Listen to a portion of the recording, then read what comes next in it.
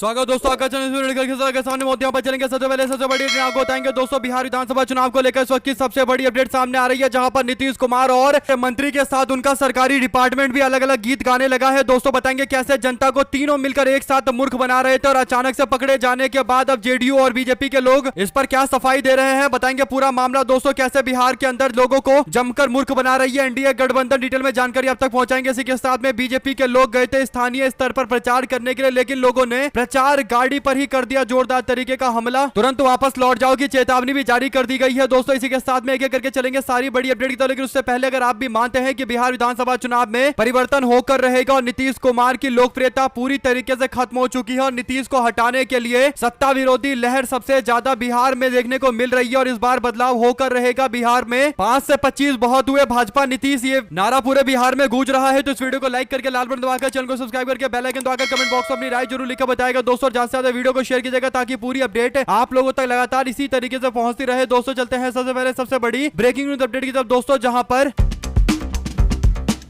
बिहार विधानसभा चुनाव को लेकर इस वक्त की सबसे बड़ी अपडेट सामने आ रही है दोस्तों, जहां पर बिहार में चुनाव की घोषणा के बाद से लगातार मोदी और अमित शाह को भेज भेजकर बिहार में वादों की झड़ी लगाई जा रही है दोस्तों। कभी मोदी आकर 10,000 रुपए देने का वादा करते हैं, कभी नीतीश कुमार के द्वारा एक के बाद एक कई सारे बड़े आदेश देते हुए कहा जाता है कि हम लोग ये योजना लागू करेंगे, वो योजना लागू करेंगे, शिलान्यास करेंगे, यहाँ पर वो कर देंगे, वहां ये कर देंगे। यानी हजारों करोड़ के प्रोजेक्ट नीतीश कुमार रोज बांटते फिर रहे हैं, जबकि बिहार के पास इतना बजट भी नहीं है दोस्तों। लेकिन चुनाव में जिस तरीके से सत्ता विरोधी लहर है और नीतीश कुमार के खिलाफ माहौल बन चुका है दोस्तों, यही बड़ा कारण है कि जेडीयू वाले भारतीय जनता पार्टी की रणनीति अपनाकर लोगों के सवालों का जवाब देने की जगह कि 20 साल में क्या किया, लोगों से कह रहे हैं कि 1000 करोड़ का वो प्रोजेक्ट बन गया है, 1000 करोड़ का अगला प्रोजेक्ट बनाएंगे, आपको इतना पैसा देंगे, 10,000 दे देंगे, 2,000 दे देंगे, 2,500 दे देंगे। इस तरीके से एक के बाद एक दावे किए जा रहे हैं और दोस्तों ये सारे के सारे केवल दावे हैं। चुनाव में लोगों को कंफ्यूज किया जा रहा है, ये नहीं बताया जा रहा कि 20 साल में क्या किया, बल्कि सैकड़ों करोड़ रुपए के प्रोजेक्ट देने की बातें कर रहे हैं दोस्तों। कुल मिलाकर इस तरीके के दावे से एक बात स्पष्ट हो गई है कि नीतीश कुमार और भारतीय जनता पार्टी को पता चल चुका है कि उनके खिलाफ एक जबरदस्त तरीके का माहौल है, इसीलिए इस तरीके की बातें कर रहे हैं दोस्तों। अब नीतीश कुमार, उनके मंत्रिमंडल और मंत्री के बीच में किस तरीके से आपसी विवाद है दोस्तों, बल्कि यूं समझिए कि कैसे जनता को मूर्ख बनाया जा रहा है, इसका जीता जागता उदाहरण सामने आया है दोस्तों। आपको बता दें कि नीतीश कुमार एक सभा करने जा रहे थे कटिहार में। नीतीश ने इस मामले को लेकर पोस्ट करते हुए कहा कि कटिहार जिले में 583 करोड़ रुपए की लागत से 242 विकासात्मक योजना का उद्घाटन एवं शिलान्यास किया। इसमें प्रगति यात्रा के दौरान जिले के लिए घोषित योजनाओं का शिलान्यास भी शामिल है। नीतीश कुमार दावा करते हैं कि 242 विकास की योजना के लिए 583 करोड़ रुपए खर्च किए जाएंगे। इसके बाद नीतीश सरकार के खुद के मंत्री विजय कुमार चौधरी की ओर से जानकारी देते हुए कहा गया कि नीतीश कुमार जी कटिहार में सौगात लोगों को देने जा रहे हैं। 332 करोड़ रुपए की 238 योजनाएं लागू की जा रही है। यानी दोस्तों नीतीश कुमार दावा कर रहे हैं कि 242 योजनाएं 538 करोड़ की लागू की जा रही है, जबकि उनका मंत्री 332 करोड़ रुपए खर्च करने का दावा कर रहा है 238 विकास योजनाओं पर। यानी एक ही जगह पर उद्घाटन करने के लिए गए थे और नीतीश कुमार का अलग दावा है और मंत्री आंकड़ों को लेकर अलग ही गाना गा रहे हैं दोस्तों। और उससे बड़ी बात यह है कि जो मुखपत्र है नीतीश कुमार का, जो सरकारी डिपार्टमेंट है दोस्तों, वो कह रहा है कि नीतीश कुमार कटिहार जिले के अंदर 406 करोड़ रुपए की 458 योजनाओं का उद्घाटन और शिलान्यास करने जा रहे हैं। पेंशनधारियों, जीविकाओं, दीदियों को और अन्य लोगों को इससे फायदा मिलेगा और उनसे संवाद भी करेंगे। यानी एक ही जगह पर योजना लागू करने गए नीतीश कुमार, अलग अलग तरीके के दावे हैं दोस्तों। यानी सरकारी मुखपत्र कहता है कि 406 करोड़ की योजना है और 458 इस तरीके की योजना लागू की गई है। यानी टोटल योजना 406 करोड़ की है और टोटल नंबर ऑफ योजना 458 है दोस्तों, जबकि नीतीश कुमार मात्र 242 योजनाओं के लिए 538 करोड़ के प्रोजेक्ट का दावा कर रहे हैं। यानी नीतीश कुमार के दावे से लगभग 2 गुना प्रोजेक्ट लागू किया जाएगा, ऐसा सरकारी मुखपत्र बताता है और पैसे उससे कम ही लग रहे हैं दोस्तों। यानी एकदम कंफ्यूजन की स्थिति है। ऐसा लग रहा है दोस्तों कि कहा जाता है कि जब किसी को बता ना पाओ, जवाब ना दे पाओ तो उसको कंफ्यूज कर दो। बिहार के लोगों के साथ नीतीश कुमार, उनके मंत्री और डिपार्टमेंट मिलकर यही कर रहे हैं। जब बिहार की जनता 20 साल के तथाकथित विकास के बारे में सवाल पूछ रही है कि 20 साल में आपने क्या किया, तो अब आकर ये योजनाओं के हवा में तीर चला रहे हैं दोस्तों, ताकि किसी ना किसी तीर से कोई ना कोई घायल हो जाए और कोई भी सवाल ना पूछे, सब कंफ्यूज हो जाए कि आखिर कितने करोड़ लगा दिए यहाँ, कितने करोड़ वहां। अगर आप भी मानते हैं दोस्तों कि ये पूरा का पूरा झोल है लोगों को मूर्ख बनाने के लिए और ये गेम खेला जा रहा है, इसका पुरजोर तरीके से विरोध किया जाना चाहिए, तो 2 शब्द जरूर लिखकर बताएगा और ज्यादा से ज्यादा वीडियो को शेयर कीजिएगा दोस्तों। चलते हैं एक और बड़ी अपडेट की तरफ, जहां पर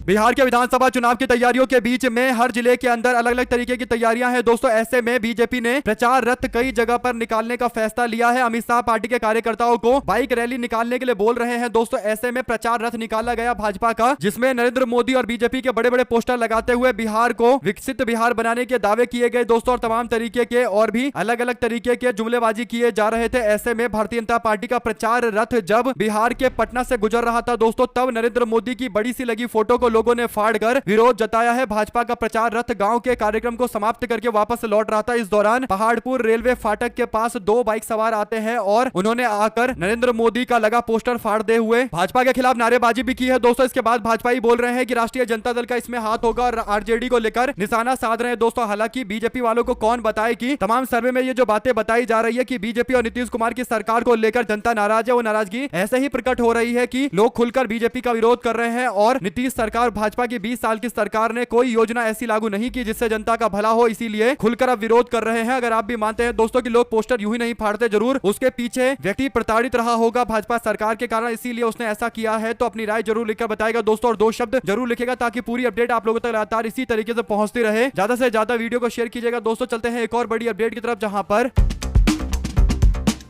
बिहार के कैमूर के भभुआ के अंदर पूर्व मंत्री ब्रजकिशोर बिंद राष्ट्रीय जनता दल यानी आरजेडी में शामिल हो गए दोस्तों। इस दौरान चैनपुर और भभुआ के हजारों कार्यकर्ता समर्थकों का स्वागत राष्ट्रीय जनता दल ने किया है। आपको बता दें कि समर्थकों ने आरजेडी सुप्रीमो लालू यादव और तेजस्वी यादव के समर्थन में नारेबाजी की है दोस्तों। अब कैमूर के भभुआ में पूर्व मंत्री ब्रजकिशोर बिंद के आरजेडी में शामिल होने के बाद लग रहा है कि उनको टिकट देकर चुनावी मैदान में उतारा जाएगा दोस्तों। और वो जब चुनाव लड़ेंगे तो और दिलचस्प होगी इस सीट पर मुकाबला, जहां पिछली बार बीएसपी के जमा खां चुनाव जीत गए थे दोस्तों। हालांकि बाद में जनता दल यूनाइटेड में शामिल हो गए और उनको मंत्री भी बना दिया गया दोस्तों। ऐसे में अल्पसंख्यक कल्याण मंत्री मोहम्मद जमा खां पर निशाना साधते हुए आरजेडी में शामिल हुए नेता ब्रजकिशोर बिंद उनको जुमला जमा बताकर निशाना साधते हैं दोस्तों। यानी स्थानीय विधायक पर आरोप लगाते हैं कि उन्होंने क्षेत्र में कोई विकास नहीं किया, जबकि वो नीतीश सरकार के मंत्री हैं, अल्पसंख्यक मंत्री हैं। ऐसे में दोस्तों बहुजन समाज पार्टी ने यहाँ पर पिछली बार जमा खां को मैदान में उतारा था, जो चुनाव जीत गए थे, और भारतीय जनता पार्टी के टिकट पर चुनाव लड़े बिंद को हार का सामना करना पड़ा था। इस बार कांग्रेस पार्टी यहाँ पर अपना उम्मीदवार नहीं उतारेगी, तो राष्ट्रीय जनता दल किसी दमदार उम्मीदवार की ओर देख रही थी दोस्तों। तो पार्टी को एक अच्छे नेता का समर्थन मिला है। उम्मीद है कि ब्रजकिशोर बिंद यहाँ पर अपनी ताकत का एहसास करवाएंगे और पिछले चुनाव में जो उनका दबदबा था उस तरीके का इस बार रिजल्ट आएगा। जो भी जानकारी इससे जुड़ी आती रहेगी दोस्तों, आप तक लगातार पहुंचाते रहेंगे। चलते हैं एक और बड़ी अपडेट की तरफ, जहां पर रविवार को दोस्तों ऑन कैमरा लाइव शो के दौरान राहुल गांधी के सीने में गोली मारने की धमकी भारतीय जनता पार्टी के केरल के प्रवक्ता ने दिया दोस्तों। इसके बावजूद अभी तक कोई एक्शन नहीं हुआ है। कांग्रेस पार्टी के संगठन के महासचिव केसी वेणुगोपाल ने कहा कि भाजपा का प्रवक्ता पिंटू महादेव खुलकर टीवी चैनल पर लाइव टीवी चैनल के दौरान उल्टी सीधी बातें करता है, राहुल गांधी को जान से मारने की धमकी देता है और केरल की पुलिस ने अभी तक कोई एफआईआर दर्ज नहीं किया। इसीलिए मैंने गृह मंत्रालय को भी लेटर लिखा, अमित शाह को लेटर लिखकर कार्रवाई की मांग की, लेकिन अभी तक कोई एक्शन नहीं हुआ। यहां तक कि सीआरपीएफ को हमने कई सारे लेटर लिखकर राहुल गांधी की सेफ्टी सुनिश्चित करने के लिए कई बातें बोली, लेकिन उसे भी लीक कर दिया गया मीडिया में। और भारतीय जनता पार्टी का प्रवक्ता अपनी मानसिकता को जगजाहिर करते हुए राहुल गांधी के खिलाफ बड़ी साजिश की ओर संकेत देता है। इस पर ना तो मिनिस्ट्री कोई काम कर रही है, ना ही पुलिस प्रशासन की ओर से कोई एक्शन लिया जा रहा है। यानी पूरी तरीके से मामले को ठंडे बस्ते में डालने की कोशिश की जा रही है दोस्तों। और ये देखिए कि राहुल गांधी जो नेता प्रतिपक्ष है, उनको ऑनलाइन टीवी पर आकर लाइव टीवी के शो के दौरान गोली मारने की धमकी भाजपा का प्रवक्ता देता है दोस्तों। और पार्टी ने अभी तक उसके ऊपर कोई एक्शन नहीं लिया। अगर नरेंद्र मोदी को लेकर ऐसे शब्दों का इस्तेमाल कर दिया जाता तो आप लोग समझ सकते हैं दोस्तों कि क्या क्या होता उस व्यक्ति के साथ में। ऐसे में अगर आप भी मानते हैं कि नेता प्रतिपक्ष को खुलेआम इस तरीके से धमकी दिए जाने के मामले पर तत्काल कार्रवाई की जानी चाहिए, यह साफ तौर पर दोहरे मापदंड को दिखाता है। अगर एक्शन नहीं हुआ दोस्तों तो कहीं ना कहीं भाजपा का प्रवक्ता कुछ बड़ी साजिश रच रहा हो, तो राहुल गांधी की सेफ्टी का ध्यान कौन रखेगा, ये काफी गंभीर सवाल है। दो शब्द जरूर लिखकर बताएगा दोस्तों। ज्यादा से ज्यादा वीडियो को शेयर कीजिएगा ताकि पूरी अपडेट आप लोगों तक लगातार इसी तरीके से पहुंचते रहे। चलते हैं एक और बड़ी अपडेट की तरफ, जहां पर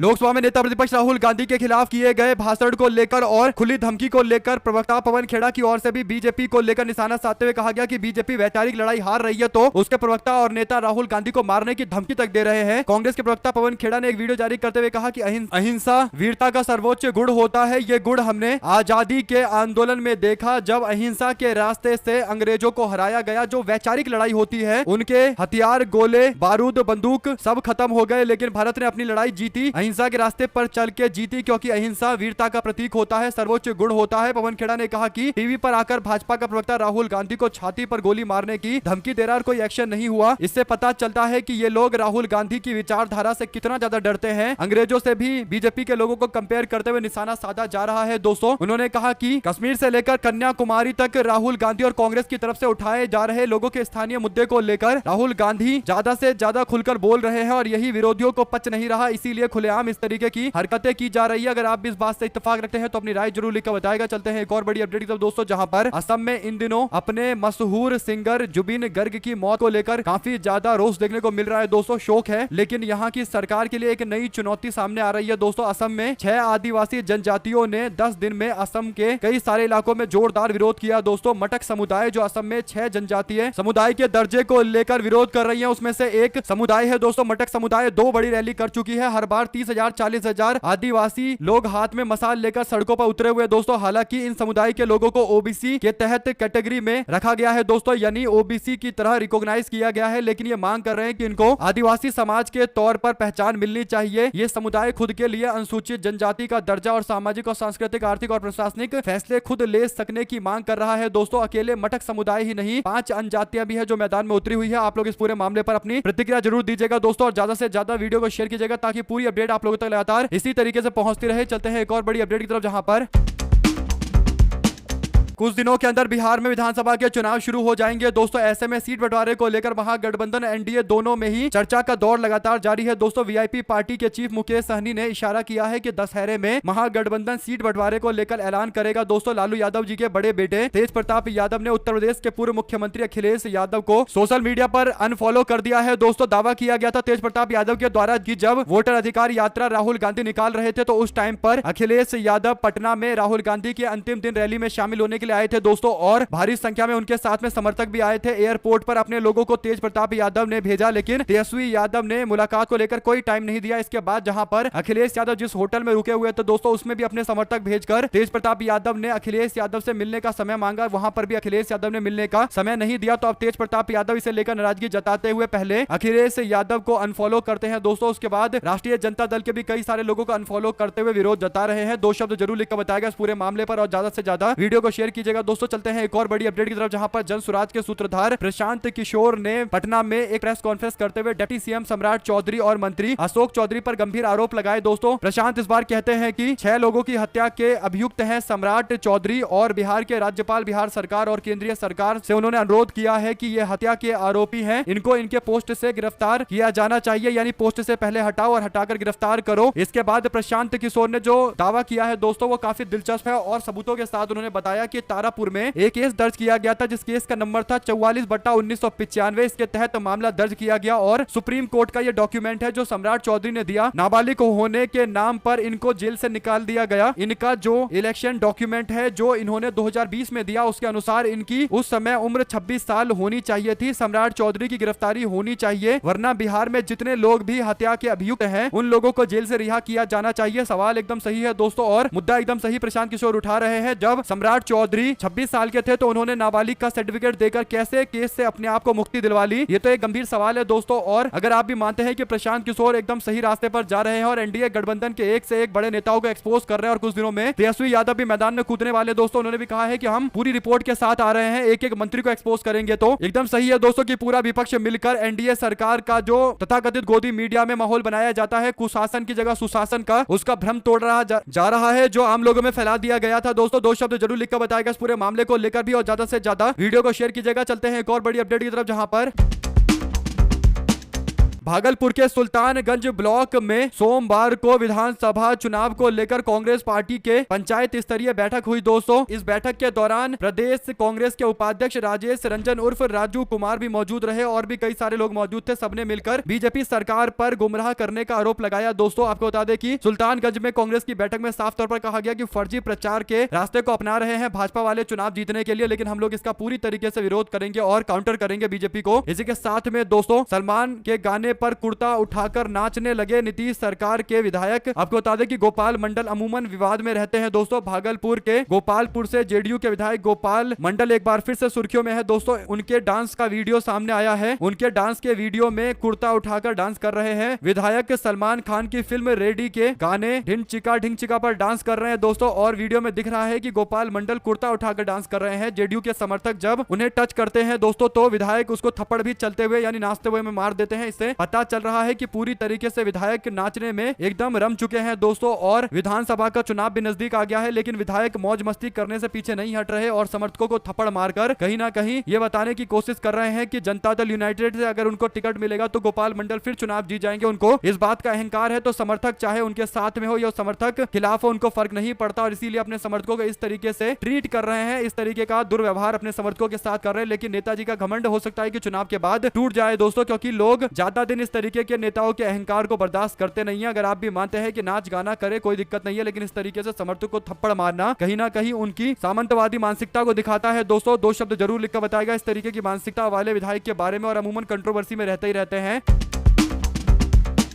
इसी के साथ में पाकिस्तान पर भारत की शानदार जीत से राहुल गांधी और कई सारे विपक्ष के नेताओं की प्रतिक्रिया नहीं आने को लेकर भाजपाई काफी भड़के हुए दोस्तों और कह रहे हैं कि मल्लिकार्जुन खड़गे, प्रियंका गांधी, राहुल गांधी किसी ने भी कोई भी बधाई वाला पोस्ट नहीं किया। हालांकि कांग्रेस पार्टी ने पहले ही कहा था कि वो देश की सेना के साथ में, देश के सेना के साथ कंधे से कंधा मिलाकर लड़ने वाले लोगों के साथ में है, जिन लोगों ने ऑपरेशन सिंदूर के टाइम में भारत पाकिस्तान के कॉन्फ्लिक्ट के दौरान जान गंवाई दोस्तों और पाकिस्तान को मुंहतोड़ जवाब दिया। भारतीय सेना का समर्थन करते हुए कांग्रेस पार्टी पहले से ही इस तरीके के क्रिकेट का विरोध कर रही है दोस्तों और बॉयकॉट भी किया गया। तो ऐसे में सवाल ये नहीं है कि कांग्रेस पार्टी ने इस पर कोई ट्वीट क्यों नहीं किया या मैसेज क्यों नहीं दिया। सवाल सबसे बड़ा यह है कि भाजपा ने इस तरीके का कार्यक्रम करवाया क्यों, जब पाकिस्तान के साथ भारत के संबंध खराब है दोस्तों और पाकिस्तान बार बार आतंकवादी भेजकर भारत के निर्दोष लोगों की हत्या करवा रहा है। तो भाजपा की सरकार आखिर क्यों अपने खेल मंत्रालय के माध्यम से इजाजत देकर इस तरीके के खेल का आयोजन करवा रही है दोस्तों, जिसमें पाकिस्तान के कुछ खिलाड़ी उल्टी सीधी हरकत करके भारत का अपमान करने की भी कोशिश कर रहे थे दोस्तों। यानी पूरा तरीके से कंट्रोवर्शियल क्रिकेट का ये एशिया कप रहा। तो ऐसे में राहुल गांधी और कांग्रेस के सारे नेता इस पर बॉयकॉट करते हुए शहीदों के साथ खड़े हैं। तो इसीलिए कोई पोस्ट नहीं आया दोस्तों। इसमें कौन सी नई बात है। राहुल गांधी ने इससे पहले भी एशिया कप में 3 मैच हुए थे पाकिस्तान के खिलाफ, टोटल 3 मैच हुए थे, तो एक भी मैच में कोई पोस्ट नहीं किया। तो ये कोई नई बात नहीं है, लेकिन भाजपा के लोग इसे इस तरीके से बताने की कोशिश कर रहे हैं दोस्तों। लेकिन सबसे बड़ा सवाल तो भाजपाइयों के ऊपर है कि वो कैसे अपनी सरकार के उस फैसले की रक्षा कर रहे हैं जिसमें भारतीय सेना और भारतीय नागरिक जिनकी मौत हुई दोस्तों, जिनकी जान गई आतंकवादी हमले में, उन्हें लेकर कोई भी संवेदनशीलता नहीं दिखा रहे। 2 शब्द इनके बारे में भी लिखकर जरूर बताएगा। चलते हैं एक और बड़ी अपडेट की तरफ दोस्तों, जहां पर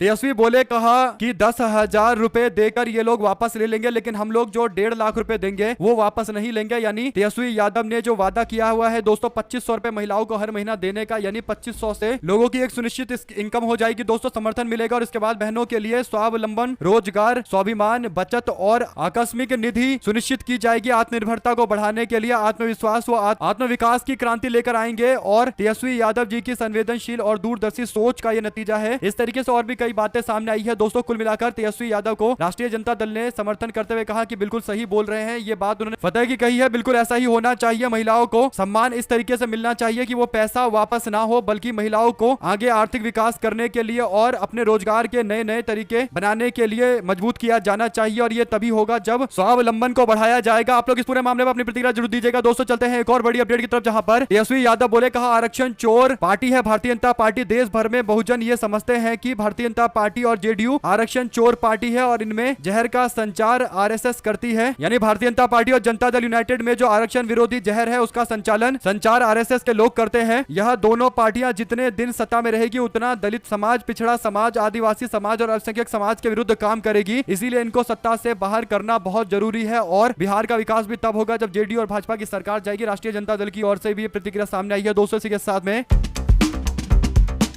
तेजस्वी यादव कहते हैं कि बिहार भ्रष्टाचार और बेरोजगारी के टाइम बम पर बैठा हुआ है। थाना और ब्लॉक में व्याप्त रिश्वतखोरी, घूसखोरी और पुलिसिया अत्याचार से आम आदमी त्रस्त हो चुका है। तेजस्वी यादव के इस बयान पर आप क्या प्रतिक्रिया देना चाहते हैं दोस्तों? 2 शब्द जरूर लिखकर बताइएगा और ज्यादा से ज्यादा वीडियो को शेयर कीजिएगा। चलते हैं एक और बड़ी अपडेट की तरफ, जहां पर जनसुराज पार्टी के सूत्रधार प्रशांत किशोर ने पटना के प्रेस कॉन्फ्रेंस कर बिहार के डिप्टी सीएम सम्राट चौधरी पर जो आरोप लगाए दोस्तों, इस पर सम्राट चौधरी की ओर से प्रतिक्रिया सामने आई। उन्होंने कहा कि जिसको अनुभव नहीं है, नए नए लोग आए हुए हैं तो सनसनी पैदा करेंगे ही। सम्राट चौधरी ने कहा कि बेचारे को लोग जान ही नहीं रहे हैं, उप मुख्यमंत्री पर बोलेंगे तब भी लोग उनको जान पाएंगे और इसीलिए उप मुख्यमंत्री के खिलाफ इस तरीके की बातें कर रहे हैं। यानी सम्राट चौधरी को लग रहा है कि प्रशांत किशोर को कोई नहीं जानता, इसीलिए प्रशांत किशोर सम्राट चौधरी को सॉफ्ट टारगेट के तौर पर निशाने पर ले रहे हैं। लेकिन प्रशांत किशोर जिस तरीके की भूमिका निभाते हैं दोस्तों, और उनको जिस तरीके से कई बार कई सारे चुनाव में एक अच्छे चुनावी रणनीतिकार के तौर पर सफलता मिली है दोस्तों, कहीं ना कहीं उनकी लोकप्रियता तभी से है। तो इसीलिए ये बोल देना बीजेपी के नेता के द्वारा कि प्रशांत किशोर लोकप्रियता के लिए ऐसा कर रहे हैं, ये एकदम गलत है दोस्तों। प्रशांत किशोर को लोग जानते जरूर हैं, ये कहा जा सकता है कि उनको लोग जानते भी हैं तब भी क्या वोट देंगे, इस पर सवाल होना चाहिए। लेकिन ये कह देना कि लोग जानते नहीं है इसीलिए सवाल खड़ा कर रहे हैं, तो वो सवाल का जवाब नहीं देंगे, ये पूरी तरीके से गलत है। दो शब्द जरूर लिखकर बताएगा दोस्तों, और ज्यादा से ज्यादा वीडियो को शेयर कीजिएगा। हमारे साथ लगातार जुड़े रहने के सभी दोस्तों, भाइयों, बहनों, मित्रों का बहुत बहुत धन्यवाद। देख रहे थे आपका अपना चैनल जय हिंद जय भारत। जैसे वीडियो को शेयर कीजिएगा दोस्तों, बहुत धन्यवाद।